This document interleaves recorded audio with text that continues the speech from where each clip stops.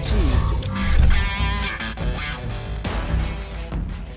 Never say never, folks. It would appear, after I made the claim that the last time you saw me in front of the camera would be for the UFC 251 pay-per-view breakdown. That would be the last video I post with this ugly mug. But as it would appear, it is required for me to once again get in front of the camera. Welcome back to Kamikaze Overdrive MMA Predictions. As always, I am your host, Scott Johnson. And on this episode of the show, we are breaking down what has turned out to be a brand spanking new main event for UFC 251. Now, while I'm recording this, and I should say this with a disclaimer, we are still waiting the COVID testing for Masvidal and Usman to be processed and finalized, but it would appear that this new main event is imminent, which is fantastic, and we'll talk about it momentarily. But again, we are looking at a situation where Gilbert Burns unfortunately was forced to withdraw from the fight, and as a result, we have a new 1 week notice UFC welterweight title fight for the UFC 251 main event. If you want to get all my other main card predictions, my previous video is also posted on my channel. You can check that out, or the website, kamikazeoverdrive.net. All of my preliminary predictions will be available at kamikazeoverdrive.net as well. You can check them out. Some of them are up there right now. The rest will be up in the not-too-distant future. Now, as I said, it's time for our main card, main event prediction. We are looking at the welterweight champion, Kamaru Usman, currently ranked with a record of 16 wins and 1 loss, taking on the new challenger and the BMF champion, the 35-13 Jorge Gamebred Masvidal. Masvidal currently coming in. Again, the odds vary depending on what site you're looking at, and they're very fresh odds. Masvidal currently the underdog at plus 230. I've seen him as high as plus 252 on some sites. The turnaround on Usman is minus 300. Now, again, Burns is out of this fight, which is incredibly unfortunate. He initially had kind of passed by Masvidal because of financial issues, and the company couldn't come, and Burns stepped up, and I'm very impressed with that. But now we get Masvidal getting his opportunity on short notice, and a fight on short notice. Nonetheless, it should be a great matchup.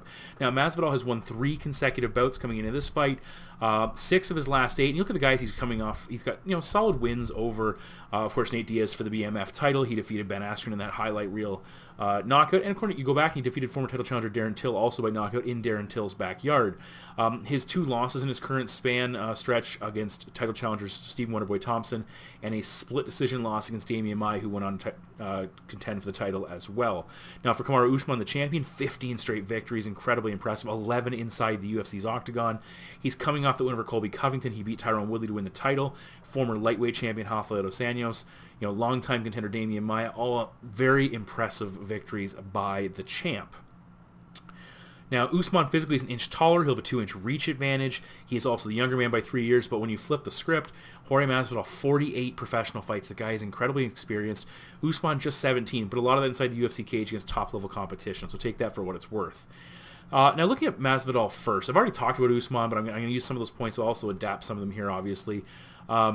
When you look at Masvidal first, he's had some big main event wins of late. Not destroying, but really beating up Nate Diaz in the BMF title. Unfortunately, was stopped due to the cut, knocking out Darren Till in his backyard. But he has had issues when in the spotlight prior to that. You look back, way back, I remember predicting his fight against Gilbert Melendez for the Strikeforce lightweight title. I took Masvidal. I believe he broke his hand in that fight and just had kind of an underwhelming performance that cost him a chance to win the title.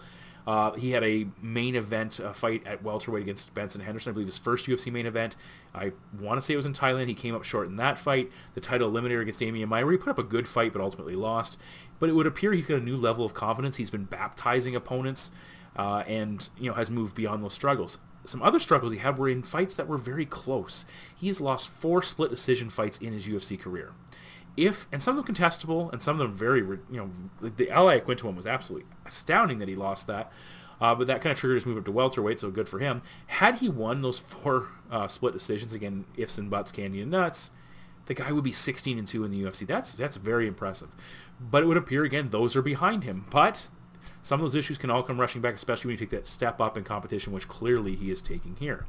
Now, as we previously highlighted, Usman is leaving Florida for the first time in his career. He's stepping outside of his traditional training camp, moving to train with Trevor Whitman, working with Justin Gaethje. I believe Rose Namajunas is also in that camp. So those are 2 animals working together. That's an incredibly great opportunity for Usman. But you have to wonder, how does that impact him, especially knowing now that he didn't need to make that change, or at least didn't, whether it was because of the Burns fight or it was just coincidental. Nonetheless, that's maybe a change that didn't necessarily need to have happen. And now he's gone wholesale alterations to his camp and his preparation, and it wasn't necessarily necessary. We also talked about the late notice for Jorge Masvidal, how the late replacement for Usman, how that affects him, the incredibly rushed fight week, the very weird fight week. These are all intangibles we really can't sink our teeth into overly well. I would say, when you look at Masvidal, he's been doing some prep work. He's been bringing some pretty good wrestlers in, some guys he's been working with. So it's not like he's been sitting on the couch. He's not getting off the couch here and walking directly into this fight. And he seems like the type of guy when he's, this is his 49th pro fight. That's impressive. He seems like the type of guy who will handle adversity well. He's not going to be shook by a lot of these things. Again, that can all change when you get in the cage with an animal like Kamaru. But at the same time, I think he's mentally and physically going to be able to handle this situation fairly well. Now, for Usman, he's coming off an incredibly demanding matchup with Colby Covington. Covington absolutely pushed him, brought out the best in Usman, really very good fight. Some argue Colby was ahead going into the 5th round. I would say it was probably 2-2, but hey, I see why you'd say Colby was ahead. But the definitive result was that Usman put him down in the final frame and got him out of there. So very impressive victory. His striking looked fantastic. His left jab was wonderful. His right hook looked good. His striking looked very long, but not overextended. He was very patient in that fight. Didn't really seem rattled throughout. That being said, Colby had some success hitting him at times. Colby found the mark on a number of occasions, and there were the moments where Usman, I don't want to say hurt, but at least it was noteworthy. The impact definitely had some impact, if you will. He kind of wobbled, he kind of slowed down, and that has to be a little bit concerning.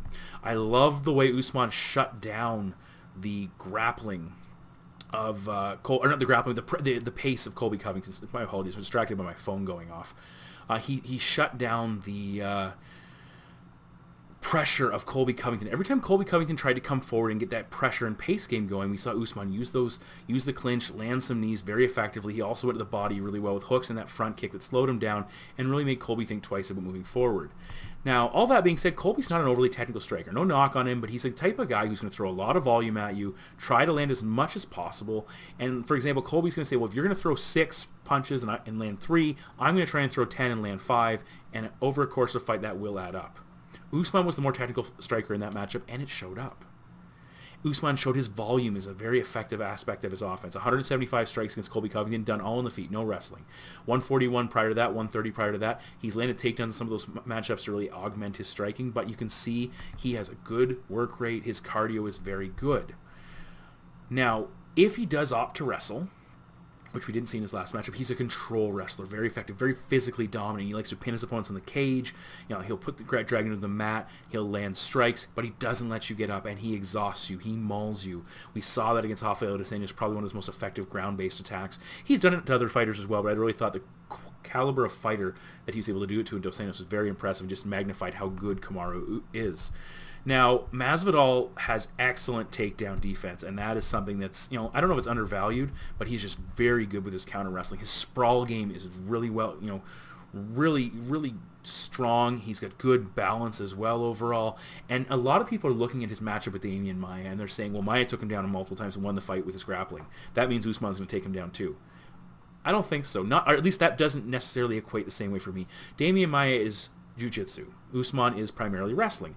With jiu-jitsu, Maia's attack, Demian Maia likes to shoot in like a traditional wrestler, but he's simply looking to get his hands on you. So he'll shoot, and if it doesn't work, he'll try and clinch, he'll pull a guard, he'll jump to your back while standing. He is just looking to get his hands on you, and then he has so many options and so many different ways to attack. You have to be very mindful of everything that Masvidal is going to throw, that Maia is going to throw at you.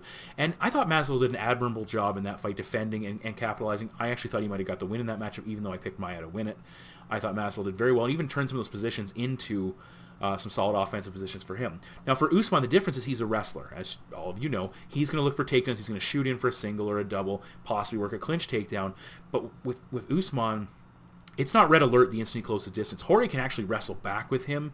Doesn't need that immediate separation. He can counter, he can hold his own, and he can defend and circle out and get away from that position, but not have to worry about every little body movement he moves, because with Maia, you make a mistake, he gets your back, he gets your neck, he mounts you, whatever, you're in serious trouble. With Usman, I don't see him quite as good a grappler, obviously, as Maia, but more of a control wrestler that Jorge should be able to handle on the mat, or at least should have some success handling on the mat.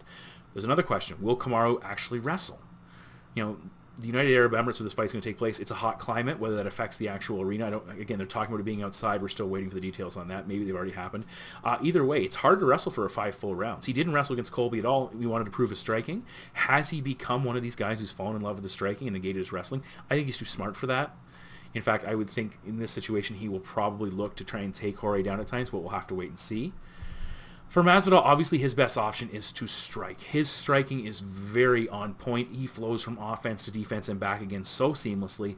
You throw your strikes, he slips out of range very well. He avoids, he returns fire, and he's ultimately the more accurate fighter, and a lot of times will land where you don't. His boxing is very good. His jab is exceptionally poignant and very accurate. He's got a good power right. His body kicks are on point as well. And watch for those jumping knees. He's not adverse to throwing those in the mix. I would say he's probably the most technical striker Usman's faced in a long time. If in his entirety of his UFC career, maybe you're yelling at the screen right now saying, no, what about this guy? But I'm going to go out on a limb and say that because he is so good. I love the way Jorge Masvidal lands those nasty body kicks at the end of combinations, and they really hurt opponents, and it keeps them from moving forward because they know, yeah, we're throwing combinations, we're trading. He's going to snap off a body kick. I cannot push into it for fear that it's actually going to magnify the impact. If they get in clinch, especially if Usman tries to take him down, look for Masvidal to try and land short punches. He landed some good elbows on Nate Diaz in the clinch, some short punches, and that was a very effective way. He had that perfect timing, that head kick as they separated. Now, all that being said, Masvidal was able to muscle Diaz around in the clinch. He won't be able to muscle Usman around, but he still has that timing where he can slip in those shots without actually physically controlling him. Another thing, going back to the Diaz fight, I really liked the manner in which Masvidal carried himself in that matchup. He was smiling. He was enjoying the Diaz fight. He was flowing. And it's just, that tells me I think he will do well in this matchup. Whether he wins or loses, he will at least hold his own in this fight. Nate's a pressure fighter, and Jorge did that very effectively and counterstruck and held his own there. Nate was landing offense in that fight, but a lot of it was when Masvidal wanted to sit down and trade. And that is something to be worrisome if he does that here, because Usman hits very hard, and Masvidal has been hurt before. And if Jorge decides to sit and really bite down in the mouthpiece, he might be on the wrong end of that equation. Now, when you look at Usman, he fought an incredibly aggressive Colby Covington and was very effective. In fact, they actually have similar styles, Colby and Usman. But Usman proved to be better in that. He just did everything with Colby just a little bit better. Masvidal's not the same fighter. In fact, when you look at Usman's recent resume of opponents, he's fought a lot of guys who are wrestling or grappling first fighters. Colby Covington, Tyron Woodley, Damian Maia, even back to Sergio Moraes. And again, everybody's saying, well, Woodley's got big power in the hands. Yes, but he's a one-shot knockout artist. If he can't knock you out, he's not going to out-volume you with his striking, unless he can completely shut you out like he did with Stephen Wonderboy Thompson. But these are all guys who would prefer to wrestle, or at least wrestling is their first love. And Usman, if he can shut that out, he's a better striker. He can win those fights. Against RDA, he controlled him effectively and really utilized his wrestling. Masvidal is the first pure boxer, pure striker he's faced beyond just a one-punch knockout threat who can also wrestle. And that's worth noting here. When you go way back to when Usman fought Leon Edwards put up a pretty good fight for a guy who probably at the time wasn't an overly great wrestler, who's still improving. Edwards really made Usman work very hard to get a lot of takedowns. And I remember I had Usman in that fight, and I felt, my goodness, they're really pushing. He's really pushing back on Usman here. And Usman won the matchup, but Edwards gave him a good fight. And if Masvidal can stay vertical, that raises some major questions here. I would say, if I had to pick one or the other, Masvidal is the more technical and accurate striker, and he is far better defensively. Both guys have big power, no denying that. Jorge is the more natural knockout artist, I would say, but of course, if Usman cracks you, you're going down too, and he showed he can really put a licking on a guy if he puts you down, as he did against Colby Covington, as he did against Sergio Moraes. I would give Kamaru he's more durable, he's taken less damage. He was wobbled a couple times against Colby, but Masvidal has been outright dropped in fights, so that's something that needs to be taken into account as well. In this fight, I think Usman needs to use his wrestling and his clinch, because I think that's something that he needs to augment the striking exchanges. I think he has the volume and work rate advantage, but I don't know if he wants to sit there and test his chin and his technical striking skills with Masvidal's and possibly get into a chess match with a superior technical striker. Jorge needs to keep his volume up. That's one area that Jorge struggled with. He needs to keep his volume up, but I think his defense will help to slow down what Usman puts out, and that's going to serve to limit him and magnify what Jorge is able to land throughout the fight. I think Kamaru needs to outwork him definitively with volume over technique, almost what Colby tried to do to him. Push the pace, land big punches, and hit him hard and hit him a lot. And I think that's a key to his success. If you can't put him down, make it definitive on the judges' scorecards, obviously working in some takedowns as well. There are a lot of variables in this fight need to be considered. Usman's gone from fighting a friend in Gilbert Burns to not being on the card at all, to fighting an entirely different fighter with a camp change as well. Just that probably wasn't necessary, and then just a lot of issues going around there. For Masvidal, he was passed by for the title, and he was kind of training. Then he has kind of the short fight, short and very weird fight week with all the traveling and the testing and getting ready. He's shooting his shot. He's had a long career. The guy's 35. He's been pro for a long time. And if he gets smoked here, all his hype is gone. The BMF title, out the window. Future shot at the title, done, over with. Especially the way Dana White holds things over you. You basically say, Masvidal, you wanted all this money, you wanted this opportunity, and you fell apart in the spotlight. All that's gone. And that's certainly a concern. A close fight and a defeat could warrant a rematch, but it's not necessarily the case. The way these two guys are going to square off, look for body kicks from Masvidal to play a big role, especially the end of exchanges. It will make Usman start to be more defensively vulnerable. He's going to start trying to figure out, do I need to drop my hands at the end of the combinations to protect my body?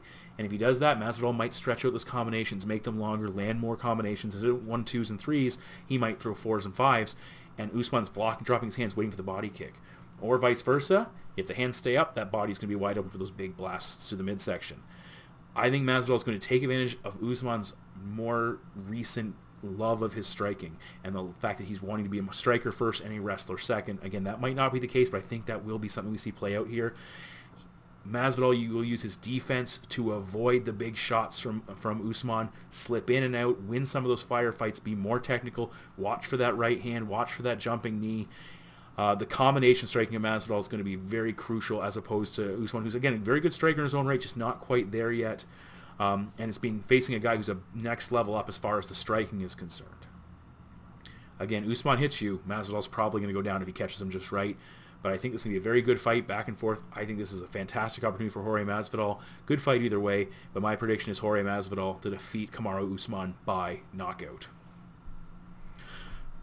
So I might as well end the video at this point in time. So again, thank you very much for tuning back in. This is technically episode number 393. So hopefully this fight happens. If not, I guess disregard this video entirely, or we'll see if it gets pushed to another card. I just, again, feel terrible for Gilbert Burns having this opportunity. And I think he'll get his due later on, but we've seen it before, where UFC fighters get their one-off opportunity to fight for a title, and something happens that waylays it, and it never actually transpires. So hopefully that's not the case here. Should be a fantastic card. You can check me out again at KO_predictions on Twitter, KamikazeOverdrive.net for all of my breakdowns for both the main card and prelim predictions. And as I've said, we are winding down. This will be my last pay-per-view set of predictions. 10 years in the making. Thank you guys very much for tuning in and being loyal fans. All the great comments and everything. Makes the guy want to stick around and do this one more time or for another 10 years. But that doesn't appear to be the case anyway. Thank you so much, guys. And enjoy the fights.